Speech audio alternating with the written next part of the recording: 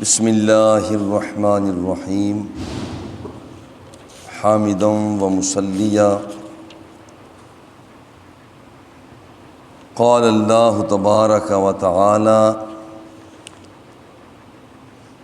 وَيَرْزُقُهُ مِنْ حَيْثُ لَا يَحْتَسِبُ وَمَنْ يَتَوَكَّلْ عَلَى اللَّهِ فَهُوَ حَسْبُهُ صدق اللہ مولانا العظیم۔ توکل اللہ رب العزت کی بارگاہ میں اس احساس کے ساتھ آگے بڑھنا کہ میرا کارساز اللہ ہے، یہ بہت بڑی طاقت ہے، اتنی بڑی قوت کہ کائنات کی کوئی قوت اس کا مقابلہ نہیں کر سکتی۔ صرف یہ دل و جان سے احساس کر دینا کہ میرا کارساز اللہ ہے، کیونکہ اسے شخص کو یہ احساس ہو جاتا ہے کہ میں تنہا نہیں ہوں، میرے ساتھ بہت بڑی طاقت ہے، اور اسی احساس کو جب انسان آگے بڑھاتا ہے تو دنیا کا طاقتور ترین وہ شخص بن جاتا ہے۔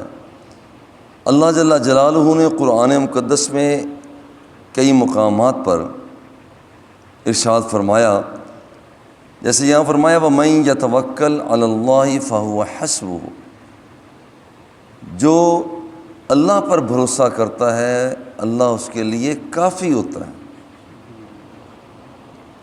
اب یہ عمل کہ اللہ رب العزت اس کے لیے کافی ہے، بہت بڑا مقام ہے، مگر اس کا ایک خاص تصور کہ توکل اصل میں ہے کیا۔ ظاہری اسباب کو حرکت میں لانا اور نتیجہ اللہ پہ چھوڑنا، یہ ہے توکل۔ ایک شخص ظاہری اسباب کو حرکت میں نہیں لاتا، دانہ دن کا زمین میں نہیں ڈالتا، کہتا ہے جی اللہ روزی دے گا، دکان کھولتا نہیں، روزی اللہ دے گا، سفر کرتا نہیں، منزل پہ اللہ پہنچائے گا، یہ توکل کا صحیح مفہوم نہیں ہے۔ صحیح مفہوم یہ ہے کہ ان ظاہری اسباب کو حرکت میں لائے، پھر نتیجہ اللہ پر چھوڑے۔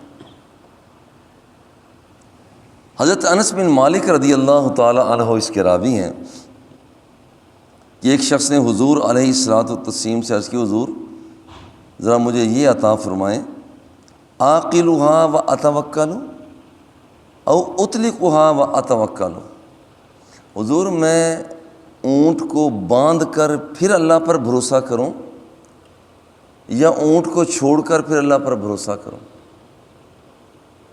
حضور علیہ الصلوۃ والتسلیم نے ارشاد فرمایا، قال اقلھا وتوکل، نہیں، اونٹ کو پہلے باندھو بعد میں بھروسہ کرو، جس کا مطلب ہے کہ پہلے ظاہری اسباب کو حرکت میں لاؤ، ظاہری اسباب کو حرکت میں لانے کے بعد پھر نتیجہ اللہ پر چھوڑو۔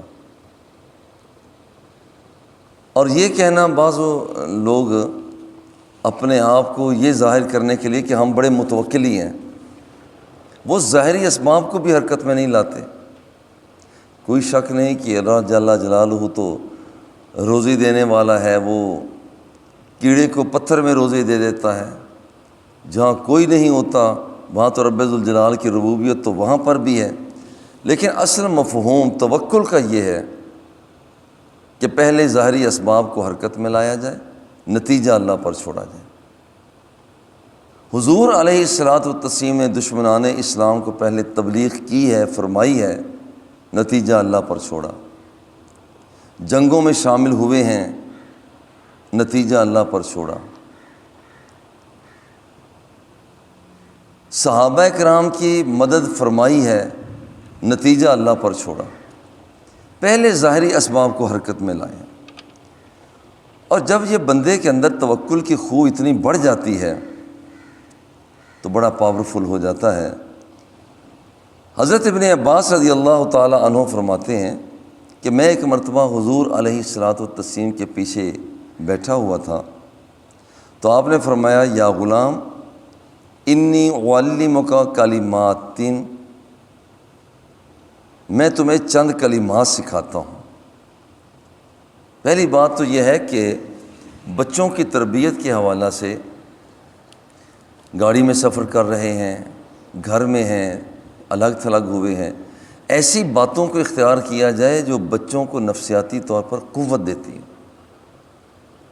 ایسی باتیں نہ، ڈراموں کی باتیں نہ کی جائیں، وہ پہیلیوں کی باتیں نہ کی جائیں، رشتہ داروں کے خلاف باتیں نہ کی جائیں، دوستوں کے خلاف باتیں نہ کی جائیں۔ بچے بہت کچھ سمجھتے ہیں۔ الگ ہوئے تو حضور علیہ الصلاۃ والتسلیم نے فرمایا یا غلامو، او بچے، انی اعلمک کلمات احفظ اللہ یحفظک، تم ان کلمات کو یاد کرو اور اللہ جل جلالہ تمہاری حفاظت فرمائے گا۔ وہ کلمات تم یاد کرو، اللہ تمہاری حفاظت فرمائے گا۔ احفظ اللہ تجدہ تجاہک، تم انہیں یاد کرو، ان چیزوں کو یاد کر لو، تم اپنے رب کو اپنے سامنے پاؤ گے، جس کا مطلب ہے کہ اس کی تجلیات کو اپنے سامنے پاؤ گے۔ وہ تنہائیوں میں تمہارا منیس اور غمخوار ہوگا۔ تم الگ تھلگ ہوگے مگر رب ذوالجلال وہ تمہارا معین اور مددگار ہوگا۔ اذا سألت فاسأل اللہ، پہلی بات جب مانگنے لگو تو اللہ سے مانگو، اتنا اللہ رب العزت پر بھروسہ کرو، اللہ سے مانگو۔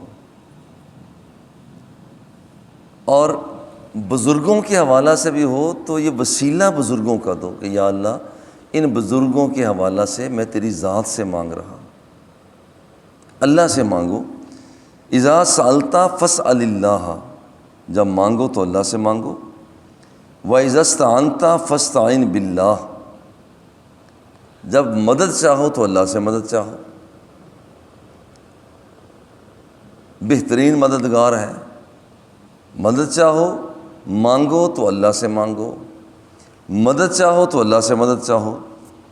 وَعْلَمْ أَنَّ الْأُمَّةَ لَوِ اجْتَمَعَتْ عَلَىٰ أَن يَنْفَعُوكَ بِشَيْءٍ لَمْ يَنْفَعُوكَ إِلَّا بِشَيْءٍ قَدْ كَتَبَهُ اللَّهُ لَكَ، ساری قوم، سارے انسان مل جائیں اور تجھے کچھ فائدہ پہنچانا چاہیں، وہ چاہیں کہ تجھے سارے انسان مل جائیں تجھے فائدہ پہنچانا چاہیں، تو دیکھو اتنا کتنا صرف فائدہ وہ پہنچا سکتے ہیں جتنا کتنا فائدہ رب ذوالجلال نے تیرے لیے لکھ دیا ہے۔ یعنی لاکھوں نہیں کروڑوں انسان مل کر بھی کسی کا فائدہ کرنا چاہیں تو صرف اتنا فائدہ کر سکتے ہیں جتنا کہ رب ذوالجلال نے لکھ دیا ہوا ہے۔ نمبر 2، اگر لوگ سارے کے سارے مل جائیں اور تمہیں کوئی نقصان دینا چاہیں تو وہ نقصان زیادہ سے زیادہ تمہیں اتنا کتنا نقصان دے سکتے ہیں کہ جتنا رب ذوالجلال نے تیرے حصے میں لکھ دیا ہے، زیادہ وہ نقصان ہی نہیں دے سکتے۔ اس لیے اللہ رب العزت کی بارگاہ میں، اللہ رب العزت کی بارگاہ میں بندہ اتنا قریب ہو جائے اس احساس کے ساتھ کہ میرا مولا، میرا مالک، میرا موتی، میرا عطا کرنے والا اللہ جل جلالہ ہے اور اسی نے مجھے عطا فرمانا ہے۔ فرمایا رفعت الاقلام وجفت الصحف، قلم اٹھا دیے گئے اور صحیفے خشک ہو چکے، جس کا مطلب ہے کہ اللہ رب العزت نے جس بندے کو جو عطا کرنا ہے اس نے اپنے پاس لکھ لیا ہے کہ اس بندے کو اتنا عطا کرنا ہے، مگر اس کے لیے شرط وہی ہے کہ سب سے پہلے اسباب کو حرکت میں لانا ہوگا۔ کوئی شخص اسباب کو حرکت میں نہیں لاتا۔ اب دیکھیے ایک آدمی ہوائی جہاز میں سفر کر رہا ہے، خدا نخواستہ انجن فیل ہو گیا، اعلان ہو گیا کہ اب نیچے چھلانگ لگاؤ۔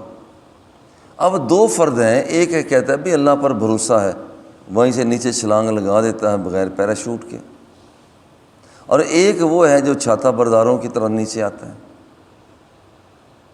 اسلام اس بندے کو سراہے گا کہ جو بندہ باقاعدہ حفاظتی اقدامات کے ساتھ اس نے چھلانگ لگائی ہے، اسلام اسے سراہے گا۔ کاروبار کا انداز ہے، ایک آدمی دکان کھولتا ہی نہیں، دوسرا بندہ وہ ہے کہ نہیں دکان تو کھول لیں بھائی، گاہک کا آنا نہ آنا یہ تو بعد کی بات ہے۔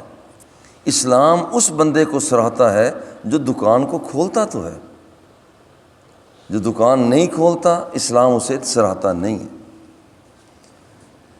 حضور علیہ الصلوۃ والتسلیم نے ارشاد فرمایا، لو انکم کنتم توکلون علی اللہ حق توکلہ، اگر تم اللہ کی ذات پر ایسا بھروسہ کرو جیسا کہ بھروسہ کرنے کا، توکل کرنے کا حق ہوتا ہے، تو دیکھو تمہارا مقام کتنا ہوگا۔ لرزقتم کما ترزق الطیر، تمہیں بھی رب ذوالجلال رزق ایسے دے گا جیسے پرندوں کو رزق دیتا ہے۔ پرندے کیا کرتے ہیں؟ تغدو خماسا وتروح بطانا، دیکھیے جب وہ صبح جاتے ہیں، اڑان بھرتے ہیں، بالکل بھوکے نکلتے ہیں، مگر ان کا توکل رب پر یہ ہوتا ہے کہ ہم نے تو اپنے پیٹ کو بھرنا ہے، اور جب شام کو واپس آتے ہیں تو ان کا پیٹ بھرا ہوا ہوتا ہے۔ یعنی توکل سیکھنا ہو تو پرندوں سے ہی سیکھ لو کہ وہ ظاہری اسباب کو حرکت میں ضرور لاتے ہیں، کچھ نہ کچھ کام کرتے ہیں، اپنے گھونسلوں سے نکلتے ہیں، دانہ دنکا لینے کے لیے آگے جاتے ہیں، کچھ کرتے ہیں، پھر جب واپس آتے ہیں اللہ رب العزت بھی ان کی مدد فرماتا ہے۔ حضرت انس بن مالک رضی اللہ تعالی عنہ اس کے راوی ہیں کہ نبی اکرم صلی اللہ علیہ وآلہ وسلم نے ارشاد فرمایا، اذا خرج الرجل من بیتہ فقال بسم اللہ توکلت علی اللہ لا حول ولا قوۃ الا باللہ، جب کوئی شخص اپنے گھر سے نکلتا ہے اور کہتا ہے بسم اللہ، اللہ کے نام سے شروع کرتا ہوں، توکلت علی اللہ، میں نے اللہ پر بھروسہ کیا، اللہ پر توکل کیا، بسم اللہ توکلت علی اللہ لا حول ولا قوۃ الا باللہ۔ اب جب وہ یہ کلمات کہتا ہے، قال یقال حینئذ ہدیت وکفیت ووفیت، تو قدرت کی طرف سے پھر اس بندے کے ساتھ کیا کچھ ہوتا ہے۔ جب کوئی شخص یہ کہہ دیتا ہے تو قدرت کی طرف سے آواز آتی ہے کہ اس وقت اے بندے ہدیتا، تمہیں ہدایت دی گئی۔ جو انہوں نے کہا بسم اللہ، اللہ کے نام پر شروع کر رہا ہوں، توکلت علی اللہ، اللہ پر میں نے بھروسہ کیا، لا حول ولا قوۃ الا باللہ، جب وہ بندہ یہ الفاظ کلمات کہہ دیتا ہے اس وقت اس سے کہا جاتا ہے کہ تو ہدایت پا گیا۔ گویا کہ قدرت کی طرف سے یہ اس کا انداز، قدرت کے ساتھ تو قدرت کی طرف سے آواز آتی ہے تو ہدایت پا گیا، تیری طرف سے کفایت کر دی گئی اور تجھے بچا لیا گیا۔ اب یہ قدرت کی طرف سے اسے ترانے ملتے ہیں۔ اب یہاں پر ہوتا کیا، اس کے بعد کیا ہوتا ہے؟ فَتَنَحَّى لَهُ الشَّيَاطِينُ، شیطان اس سے دور ہو جاتا ہے، شیطان اس سے دور ہو جاتے ہیں۔ فَيَقُولُ لَهُ شَيْطَانٌ آخَرَ كَيْفَ لَكَ بِرَجُلٍ قَدْ هُدِيَ وَكُفِيَ وَوُقِيَ، اب یہاں پر وہ شیطان کو دور کر دیا جاتا ہے۔ شیطان کا دوسرا ہم سفر، دوسرا شیطان، وہ کہتا ہے کہ تو اس آدمی کا کیا بگاڑ سکے گا کہ جسے رب کی طرف سے ہی ہدایت مل گئی ہے، تو اس کا کیا بگاڑ سکے گا جس کی رہنمائی رب ذوالجلال نے کر دی ہے، تو اس بندے کا میاں کیا بگاڑ سکے گا جس کی حفاظت ہی خود رب ذوالجلال نے کر لی۔ اگر یہ عربی کے کلمات نہ بھی ہوں تو اردو میں، پنجابی میں کہ یا اللہ تیری ذات کے نام لے کر میں بڑھ رہا ہوں، بسم اللہ توکلت علی اللہ، یا اللہ تیری ذات پر ہی بھروسہ ہے، تیری ذات، لا حول ولا قوت الا باللہ، کوئی طاقت نہیں ہے سوائے تیری طاقت کے۔ جب بندہ اقرار کرتا ہے، اللہ رب العزت اس بندے کو رحمت اور کرم سے سرفرازی عطا فرماتا ہے۔ حضرت ابن عباس رضی اللہ تعالیٰ عنہ فرماتے ہیں، من سرہ ان یکون اقوی الناس، جو بندہ چاہتا ہے کہ میں تمام لوگوں سے زیادہ قوت والا بن جاؤں، میرے اندر بڑی قوت ہو، فَلْيَتَوَكَّلْ عَلَى اللَّهِ عَزَّ وَجَلَّ، اس بندے کو چاہیے کہ اللہ کی ذات پر بھروسہ کرے، یعنی رب کی ذات پر توکل، بھروسہ اتنی بڑی قوت ہے۔ وَمَنْ سَرَّهُ أَن يَكُونَ أَكْرَمَ النَّاسِ، اور جو یہ چاہتا ہے کہ میں بڑا معزز بن جاؤں، فَلْيَتَّقِ اللَّهَ، وہ اللہ سے اسے ڈرتے رہنا چاہیے، تقویٰ پرہیزگاری اختیار کرے۔ تنہائی میں جو اصل میں بندہ تنہائی میں کام کرتا ہے، اس کے اثرات، خلوت کے اثرات جلوت میں نکلا کرتے ہیں۔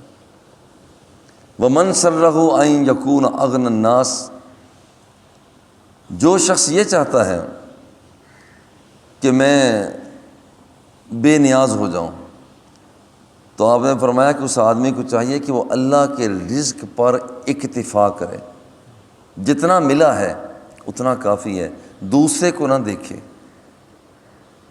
دیکھنا ہے تو اپنے سے نیچے کو دیکھے، اوپر والے کو نہ دیکھے۔ تو گویا کہ یہاں پر 3 نسخے عطا فرمائے گئے۔ پہلا نسخہ کہ جو قوی بننے کا نسخہ، اپنے آپ کو مضبوط بنانے کا نسخہ، وہ ہے کہ بندہ توکل کرے، ظاہری اسباب کو حرکت میں لائے، نتیجہ اللہ پر چھوڑے۔ دوسری بات کہ دنیا کے اندر معزز کیسے ہو سکتا ہے، بندوں سے الگ تھلگ بھی ہو، کوئی اسے دیکھنے والا نہ ہو، وہ اللہ سے ڈرتا رہے۔ اللہ کا ڈر پیدا جب بندے کے دل میں ہو جاتا ہے تو پھر اس بندے کا ڈر دوسروں کے دلوں میں چلا جاتا ہے۔ اور تیسری بات فرمائی کہ جو شخص چاہتا ہے کہ وہ غنی ہو، بے نیاز ہو جائے، تو پھر اس کو اللہ کے دیے ہوئے رزق پر اکتفا کرنی چاہیے، دوسروں کی طرف دیکھ کر للچانا نہیں چاہیے، اس کے پاس اتنا مال ہے، اس کے پاس اتنا مال ہے، نہیں، وہ دیکھے کہ میرے پاس کتنا ہے، یا اللہ تیری ذات کا شکر ہے۔ وصلی اللہ تعالی علی حبیبہ و آلہ و اصحابہ اجمعین۔